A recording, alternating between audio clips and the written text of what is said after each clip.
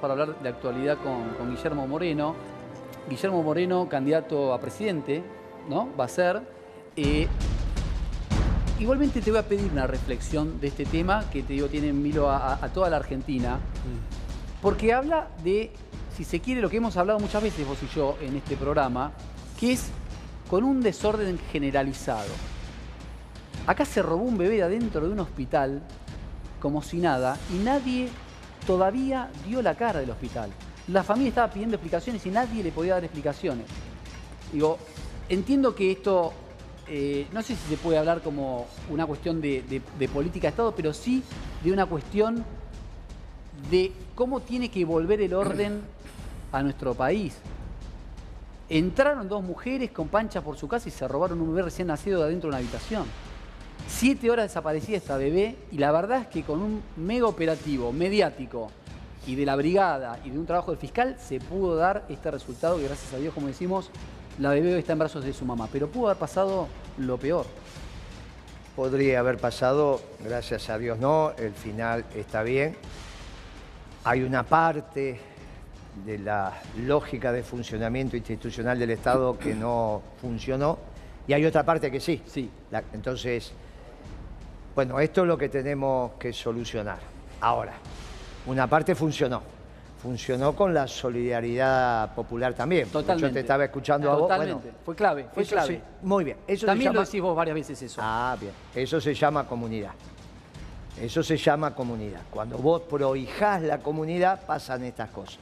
Cuando vos negás la comunidad y lo único que alentás es el hecho individual, estas cosas no pasan.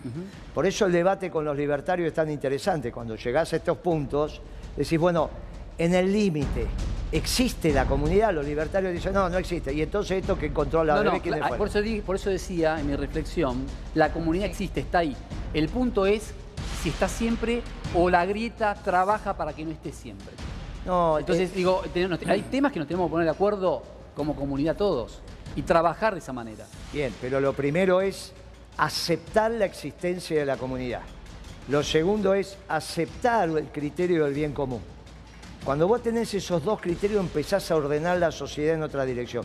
Por eso los debates que se dan tienen muchas aristas. Es obvio del desorden que vos decís. Con principio de autoridad, esto no pasa. No, claro. Era obvio que no es normal que pasen estas cosas. ¿Cómo puede pasar? Es un delirio. El final de esto tiene que ver con la existencia de ese concepto de comunidad y la existencia del bien común. Me gusta. Alguien paró a ese muchacho con moto porque estaba en alerta y eso fue crónica. ¿Qué hizo que el policía o el que fuera actuara? Bueno, y que tomara conciencia. Bueno, la comunidad es un concepto importante. Cuando destruís la comunidad, empezás a destruir los principios y valores. Y lo que resulta de eso es muy complicado. Ahora, y con esto termino, fíjate vos lo que pasó en el lanzamiento, no de la candidatura de Moreno, porque eso era obvia. En la candidatura de Morales. Esta semana se lanzó la candidatura del presidente de la Unión Cívica Radical, o al menos uno, Morales, el gobernador de Jujuy. Y tuvo que hablar de principios y morales y valores. Nunca vos escuchaste a los radicales hablar de principios y valores. Nunca. Revisad todos los discursos de lanzamiento presidenciales de los radicales, nunca hablaron de principios y valores. En su lanzamiento esta semana, y eso es un buen síntoma, nos empezamos a encontrar en los principios y valores. No es un hallazgo de nosotros, es el hallazgo de decir, hay algo ordenador. Claro. Si hay Hoy escuchaba a la mañana, sociedad, ¿no? Hoy escuchaba a la mañana un dirigente del PRO, o de Juntos por el Cambio, más PRO que Juntos por el Cambio, hablar también de este punto. Déjame terminar, déjame ponerle el broche a la reflexión. Dale. Cuando vos hablás de principios y valores, ya no estás en el mundo de las incertezas, ya no estás en el mundo de Durán Barba, ya no estás en el gobierno de Macri cuando te decían a vos, prepárate porque mañana no sabés lo que pasa y podrás pasar de ser periodista a tener que vender choripán en la calle. Eso lo dijo el jefe de gabinete de Macri. Ese es el mundo que te quería llevar Durán Barba, el mundo sin Dios. El mundo sin Dios, porque el mundo sin Dios es donde te lleva a principios, donde te niegan la comunidad, donde te niegan los principios y valores. Durán Barba dijo, estoy formando a la juventud del PRO explicándole que en el siglo XX terminamos con las religiones politeístas. Y ahora en el 21 vamos a terminar con las monoteístas. Bueno, ante ese país que quería Durán Barba, emergemos nosotros con principios y valores, y no solo el peronismo. Bien.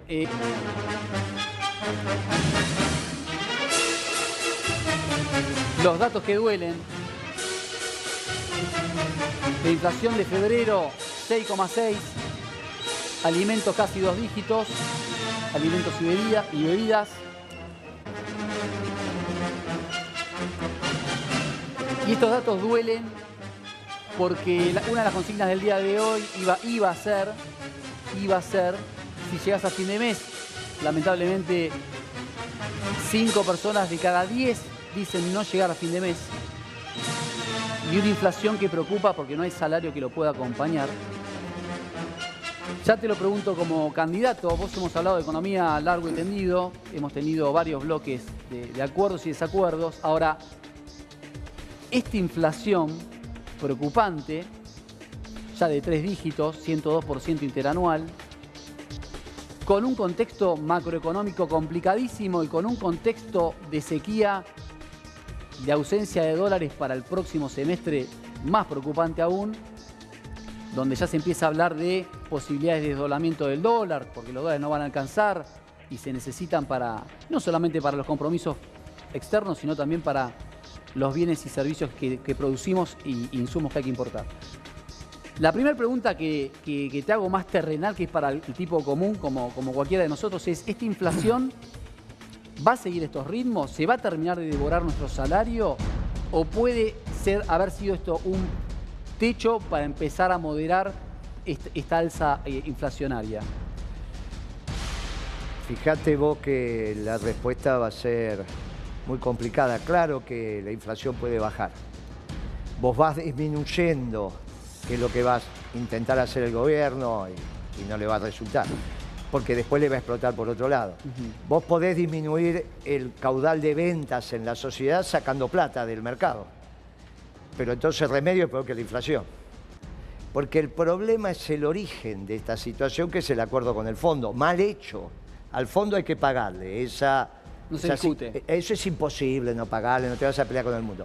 El problema es que de aquel Guzmán, que decían que era un experto en renegociación de deuda, ¿vos te acordás? Sí, claro. Que veníamos acá y decíamos, pero ¿cómo va a ser? Perdón, ¿puedo ir con las 7 dire? Porque si no, quiero estar de frente a Guillermo, por favor, si es posible.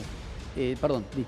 ¿Te acordás que yo venía acá y decía, pero ¿cómo va a ser experto en renegociación de deuda si en su vida debe haber hecho un cheque? ¿Cómo, de dónde va a haber aprendido? Bueno, es obvio que este acuerdo con el fondo, ¿qué es el acuerdo con el fondo? Cualquiera que nos esté escuchando, es un contrato de mutuo. Cuando alguien te presta plata y vos se la tenés que pagar. Ahí están las cláusulas. ¿Y cómo se las vas a pagar? Ahí están las cláusulas. ¿Quién hizo ese contrato? ¿Los técnicos del fondo? No. ¿Qué pueden saber de la economía argentina? Vos ponete en el staff del fondo. Hay unos muchachos que se ocupan de lo que ellos llaman área occidental, donde está la Argentina. Tienen un montón de países. ¿Qué pueden saber de la Argentina? Bien, este contrato se hizo acá en la Argentina y se aprueba allá. Sí. ¿Estamos de acuerdo? Sí. El contrato está mal hecho desde la Argentina, porque los muchachos que hicieron el contrato no tenían la especificidad para hacerlo. Entonces, hicieron un contrato donde si cumplís con el Fondo Monetario tenés una recesión brutal. Si no cumplís con el Fondo Monetario tenés una inflación brutal. ¿Qué están haciendo? Cumpliendo y no cumpliendo. Un mes cumplen, otro mes no. Por eso, en el último informe, supuestamente se había sobrecumplido las metas. No, supuestamente, ¿no? Claro, pero se había sobrecumplido, hiciste. Dólar soja 1, dólar soja 2, es la que te falta la exportación ahora. ¿Por qué tenés este problema de dólares? Lo tendrían que haber previsto. Es obvio que si vos sacás la dama inmediatamente cuando estás jugando al ajedrez, la tercera movida, o sos muy bueno y ganás la partida, o sos regular y la perdés. Escuchame, ¿se viene una devaluación en el corto plazo? Es obvio que el gobierno sabía que no iba a tener trigo por la seca, la primera seca, tuvimos dos. La primera y esta es tremenda. Claro, esta fue muy compleja, porque nadie la esperaba. La segunda ola de calor no se esperaba, es cierto. Pero la primera era obvio que no ibas a tener el trigo, te quedaron contratos incumplidos porque el trigo no estaba, que es lo que tenés que exportar ahora. No tenías trigo y adelantaste la exportación de soja, bueno, y entonces enero, febrero, ¿qué ibas a vender? Nada. Ahora, sobrecumplieron, ¿por qué? Hicieron soja 1 y soja 2. Y encima en diciembre no pagaron la factura. Entonces lo que vos decís sobrecumplir, que te pusiste contento en diciembre, es la desgracia de enero, febrero, marzo. Claro. Bueno, así no es la economía. ¿Y se viene una devaluación? Mirá, la realidad es que puede pasar cualquier acontecimiento. Lo que no puede pasar es lo que dijo Álvarez Agil. No voy a hablar de él porque no está. Pero él no puede decir alegremente no le vamos a pagar al fondo. Porque del otro lado están todos los países, incluido Argentina. Obvio. Porque en el fondo también está Argentina, tiene un director. O sea, el que te presta plata es un club que vos integrás. Entonces, cuando vos te peleás también con vos mismo. ¿Qué te vas a renunciar al fondo? Pero, ¿qué les pasa a estos muchachos? Bueno, les pasa que no saben para dónde ir. De la misma manera que le pasó a Macri, que no sabía para dónde ir, y un día a la mañana apareció y dijo, volvemos al fondo. Y el fondo te hizo un préstamo, vos lo fuiste a pedir, porque es lo mismo. No es que el fondo vino y te dio 50.000, 53.000 millones. Ellos lo fueron a pedir. No, porque le pedimos esta cantidad, porque después... Si sabían que no lo podían... Totalmente. Bueno, entonces, este desorden no puede seguir. Ahora, no puede... ¿Por qué el peronismo tiene que tener candidatos a presidente? Uno soy yo. Porque tiene que volver el peronismo al gobierno. No puede ser que el reemplazo de este fracaso total de Alberto Fernández sean los que acaban de fracasar. Porque no es que Macri fue un gobierno exitoso, no es que los radicales fueron un gobierno exitoso. Ahora, yo tengo que venir acá y decirte, mirá, comparado con Alberto Fernández, esto está peor que Macri. La última cortita, que tengo novedades con el tema del día. Vamos. Pero la última cortita, si te llamaran para estar dentro de la interna del Frente de Todos... No, pero eso no existe. Pero digo, sos socialdemócrata, ya está. No irías, pero ponele que te invitan. ¿Sabés qué pasa? Pero si te invitan, ¿irías? No, pero te explico lo que es. Sí. La dicotomía, lo que vos llamás la grieta, no es entre... La grieta es lo que tiene una cabeza globalizadora como Macri, como Cristina, como Alberto, como Rodríguez Larreta, y los que tenemos cabeza nacionalista. Este que vos tenés del otro lado es un nacionalista. Y es medio liberal, qué sé yo. Pero si vos le ponés la celeste y blanca, el tipo da la vida por la celeste y blanca. La verdadera contradicción son las cabezas globalizadoras y las cabezas nacionalistas. Bien. Bueno, este gobierno y el de Macri, por eso querían que ganara la Clinton. Claro. ¿Vos te acordás que se pusieron tristes? Cristina y Macri porque ganó Trump. Y nosotros dijimos, mire, el triunfo de Trump cambia el mundo. La realidad es que nosotros nos vamos a sentar con todos aquellos la línea nacional. En el radicalismo hay línea nacional. Y algunos del PRO puede haber. Aquel, por ejemplo, es de la línea nacional. Gracias, Guillermo, querido. Gracias.